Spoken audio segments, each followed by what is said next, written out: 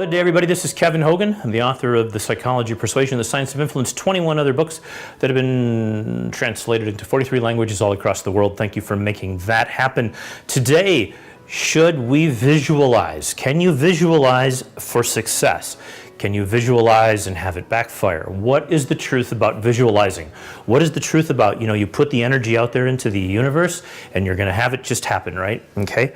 So what really happens? Okay. Here's what really happens. When students at university are said, hey, you guys are going to, imagine that you clearly get an A, the paper comes back and your test is graded with an A, or your blue book is graded with an A, and you got an A on the test. And then this group of kids over here is told nothing. They're not told to do anything. Both groups go the semester. At the end of the semester, the tallies come in. This group gets A's, this group gets C's and D's. Okay? When people imagine and visualize it, they tend to get less done because they put their time into the visualizing, often each day, and that's a disaster because that's taking time that could be used for something important away, and these people end up doing poorly. But wait a second, what about in something important like dieting? Okay, well, I could just imagine myself wearing a new bathing suit, right? So I'm sitting there thinking, okay, what would I look like in that bathing suit? And you sort of get in the mirror. It's like, okay, well, I'd look pretty bad today, but I'd look better there. Yeah, I'd look really good. And you get it, and you start imagining that every single day. Okay, the research here is really scary. People who do this, after 6 months, lose 20 pounds less than the person who did no visualizing or imagining whatsoever. Scary? Okay. Now, that's just that. Imagine if the person is trying to find a job, like they don't have a job and they want to find a job.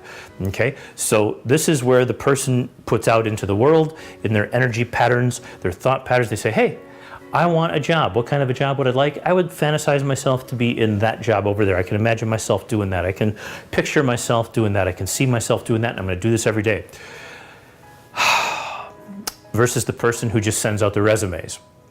The person who sends out the resumes has far more jobs at the end of the year. This group of hundreds of people versus this group of hundreds of people have far more jobs and better paying jobs than this group over here. I would tell you the numbers, you probably wouldn't believe it.